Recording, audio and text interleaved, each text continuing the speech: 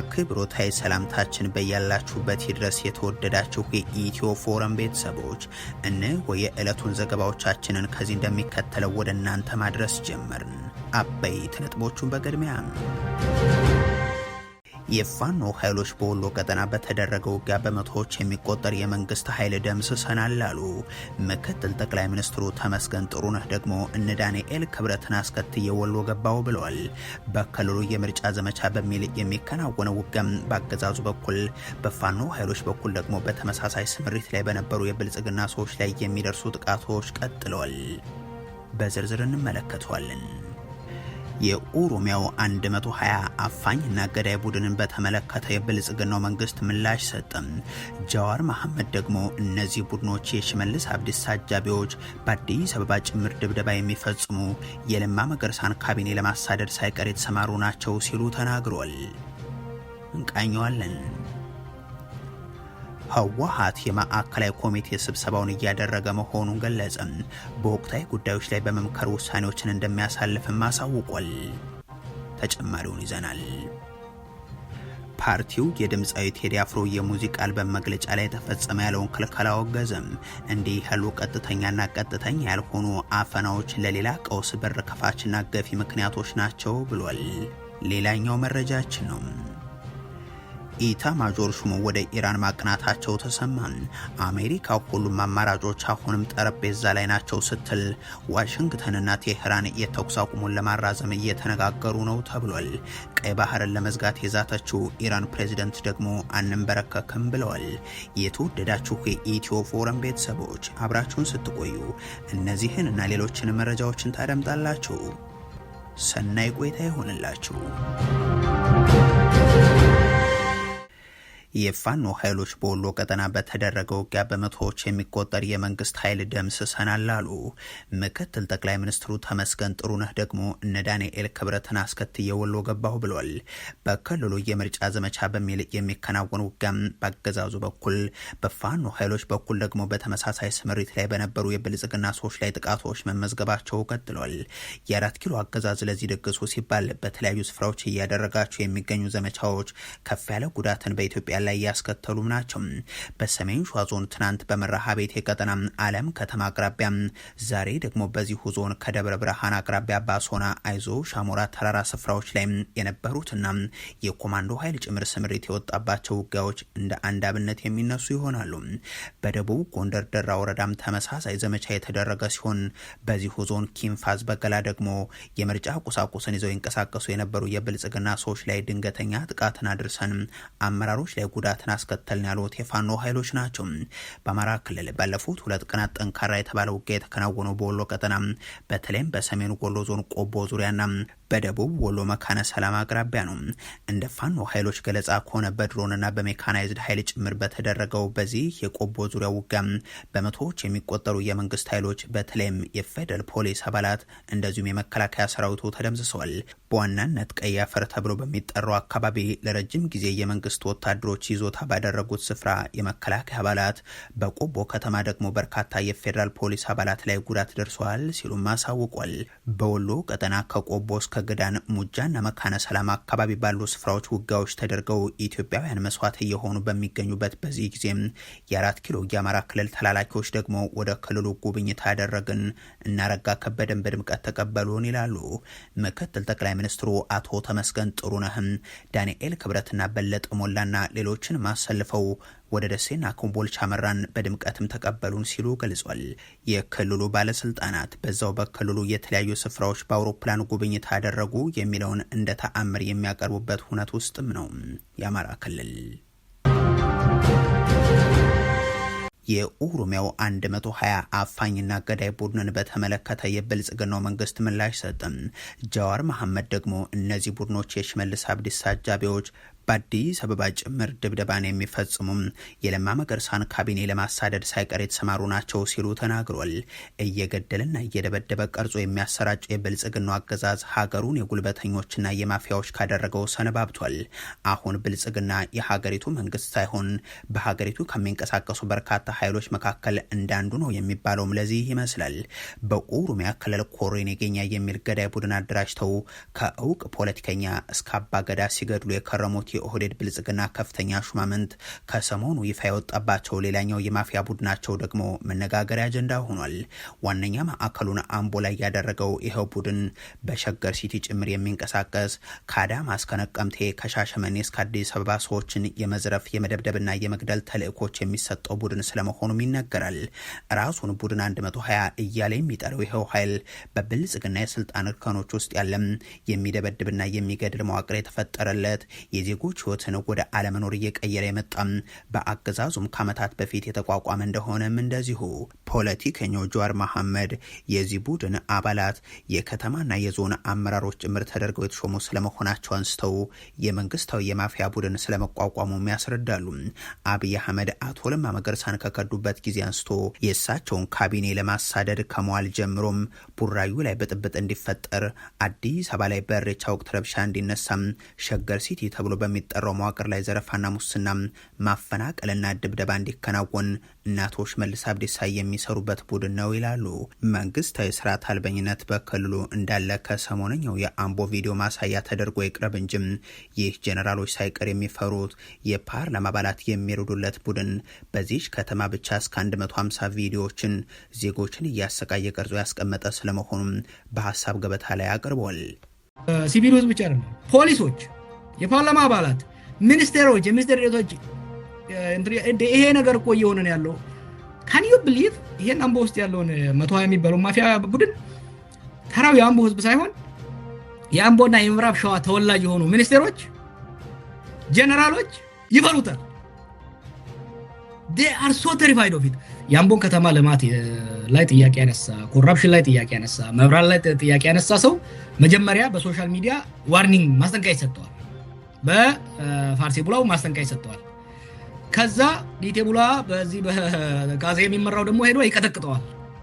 ያ አልበቃኝ ካለ ደግሞ በህካ የሚባለው ስኳድ ሄዶ ይገለዋል። የተቃዋሚ መምቻ ላይ ብቻ ሳይሆን እነለማን ሲያስዋግዱ ተጠቀሙባቸው። ከዛ በኋላ በየካቢኔ ውስጥ የለማ ቡድን የተባለው የማምታት ሂደት ሄደ። ይሄንን ነው ለመካድ የሚፈልጉት። ይሄ እኮ ከተማው በሙሉ እያወቀ ለምሳሌ እነሽመልስ ፎቶ ላይ ተባለ። እነሽመልስ ሲሄዱ እዛ ከተማ ሲሄዱ የሚያጅቡት እነዚህ ናቸው። አዲስ አበባ ላይ ኢቨንት ሲኖር ይሄ ከተማውን መተው አሁን ለምሳሌ ባለፈው ኢሬቻ ላይ ገብተው ሰው ሲደበድቡ የነበሩት እነዚህ ልጆች ናቸው እና በቀጥታ በመንግስት የሚሰማሩ ልጆች መሆናቸውን ለማሳየት ነው። ብልጽግና በዚህ የማፊያ ቡድኑ አንደኛው ክንፉ በኩል ማለትም የማህበራዊ ሚዲያ ቅርንጫፉ በኩል ጥፋተኞች እየታሰሩ ነው ቢልም ፖለቲከኛው ግን ሐሰት ነው ሲሉ አስረድቷል። ይህንን ሁኔታ በተመለከተ የብልጽግናው መንግስት በአምቦ ከተማ አስተዳደር በኩል ምላሽ ሰጥቷል።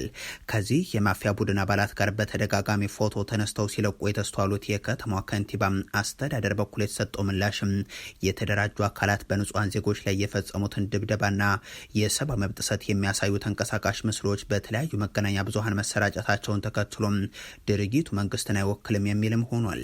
የከተማ አስተዳደሩ በግለሰቦችና በቡድኖች መካከል በሚፈጠሩ ግጭቶች መንግስት እጁ እንዳለበት አስመስሎ ማቅረብ ተቀባይነት የሌለው ተግባር ነው ይላል። ድርጊቱን የፈጸሙትን 4 ግለሰቦችን በቁጥጥር ስር አውያለው ሲልም ያክላል።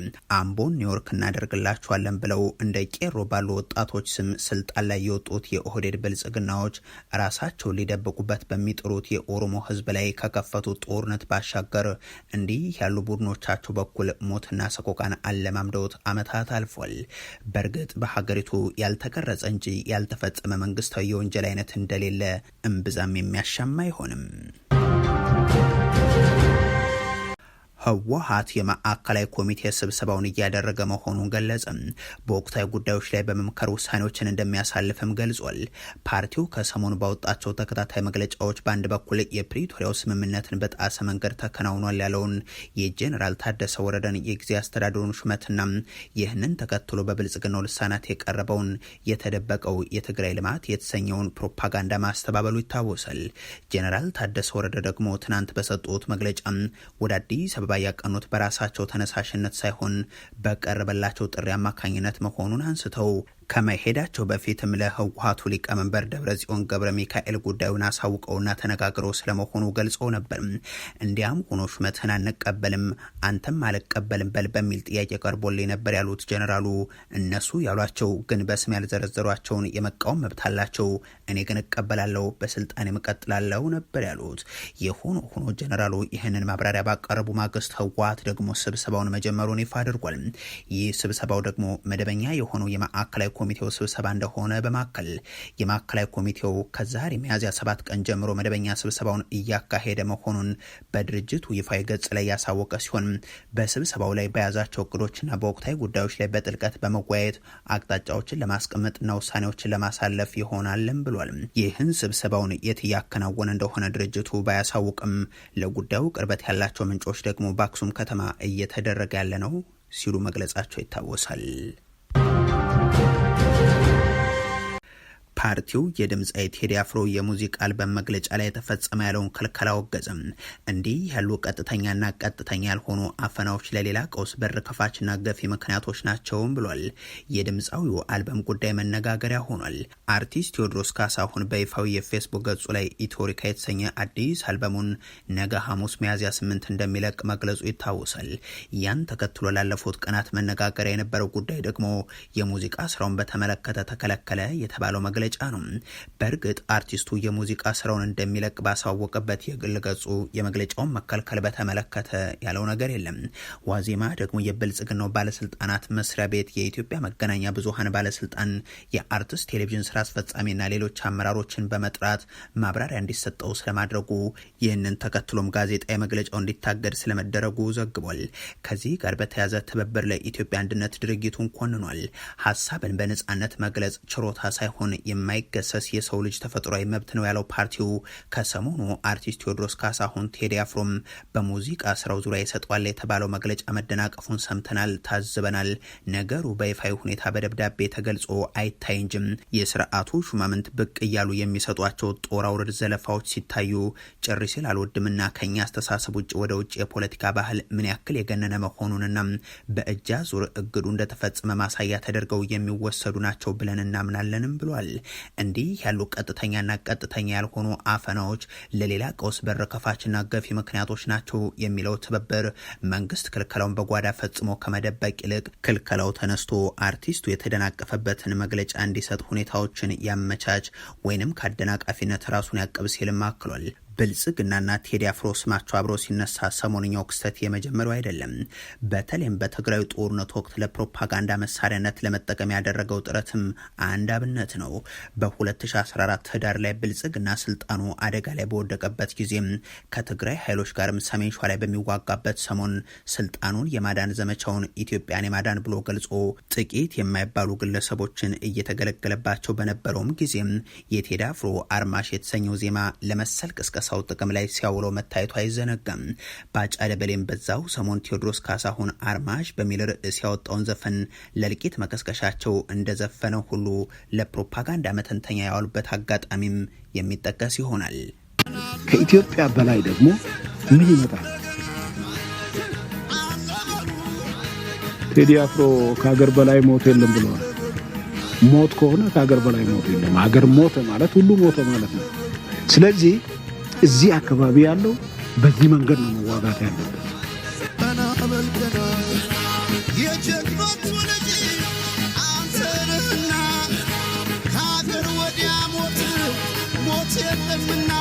በወቅቱ ባጫ ደበሌ ብቻ ሳይሆኑም ቴዲ አፍሮ ለብልጽግና ጥሪ የሚሆን ዘፈን ዘፍኗል ብለው ያሰቡት ግን በርካቶች እንደነበሩ አይዘነጋም።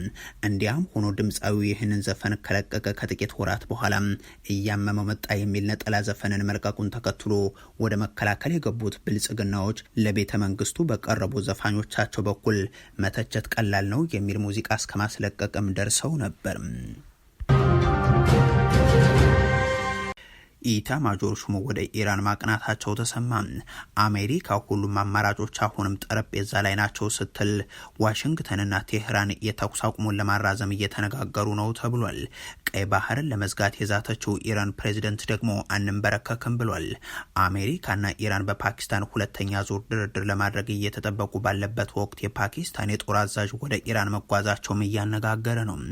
የፓኪስታን ልዑካን ቴህራን የደረሰ ሲሆን ከልዑካን ቡድኑ መካከል ከዚህ ቀደም ትራምፕን የምወደው ነው ሲሉ የገለጿቸው ፊልድ ማርሻሉ አሲም ሙኒርና የሀገር ውስጥ ሚኒስትሩ ሞሽን ናቂቢ እንደሚገኙበት ታውቋል። ይህ በእንዲህ እንዳለ የፓኪስታኑ ጠቅላይ ሚኒስትር ሞሐሙድ ሼህባዝ ሻሪፍ ሳውዲ አረቢያ ጅዳ ደርሷል። ጽህፈት ቤታቸው ጠቅላይ ሚኒስትሩ ወደ መካከለኛው ምስራቅ ሀገራት የተጓዙት በቀጠናዊ ጉዳዮች ላይ ንግግር ለማድረግ ስለመሆኑ አትቷል። ከኢራን እስላማዊ አብዮታዊ ዘብ ጋር ግንኙነት ያለው ታስሚን የዜና ወኪል ደግሞ ቴህራን ከአሜሪካ ጋር በቀጣይነት የምታደርገው ድርድር ከፓኪስታን ልዑክ ጋር ከተወያየች በኋላ የሚወሰን ነው ሲል ዘግቧል። አሜሪካ ኢራን የኒውክሌር መሳሪያ መታጠቅ ምኞቷን ትታ ወደ ስምምነት የማትመጣ ከሆነም ማንኛውንም አይነት እርምጃ ከመውሰድ ወደ ኋላ እንደማትል ዋይት ሀውስን ማስረጃ አድርገው የሀገሪቱ የመገናኛ ብዙሃን ዘግቧል። ይህ ከዋይት ሀውስ የወጣው መግለጫ አሜሪካ ለኢራን የሰጠችው የመጨረሻ ሊባል የሚችል ማስጠንቀቂያ ተደርጎም እየተወሰደ ነው። ሁሉም አማራጮች አሁንም በጠረጴዛ ላይ ናቸው የሚለው ይህ የአሜሪካ መግለጫ ንግግሩ ካልተሳካም አስከፊ ጦርነት ሊቀጥል እንደሚችል ማሳያ ተደርጎም ተነስቷል።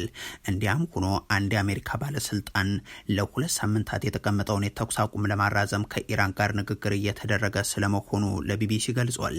በአሜሪካና በኢራን መካከል የተደረሰው የተኩስ አቁም ስምምነት የሚያበቃው በሚቀጥለው ሳምንት ረቡዕ ነው።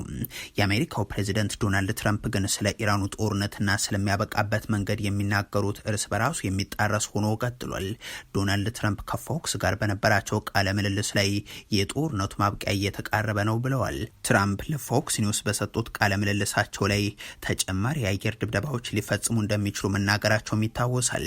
የአየር ድብደባውን አሁን ባቆመ ሀገሪቱን መልሶ ለመገንባት 20 ዓመት ይወስድባቸዋል እና ደግሞ ገና አልጨረስንም ሲሉም አክሏል።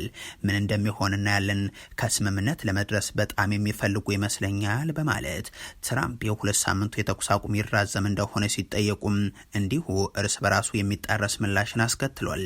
የፈረንሳይ የዜና ወኪል ግን አደራዳሪዎች የ2 ሳምንቱ የተኩስ አቁም እንዲራዘም ለማድረግ እየተቃረቡ ስለመሆኑ ልክ እንደ ቢቢሲ ሁሉ ምንጮችን ዋቢ አድርጎ ዘግቧል። ኢራን ደግሞ አንንበረከክም ትላለች።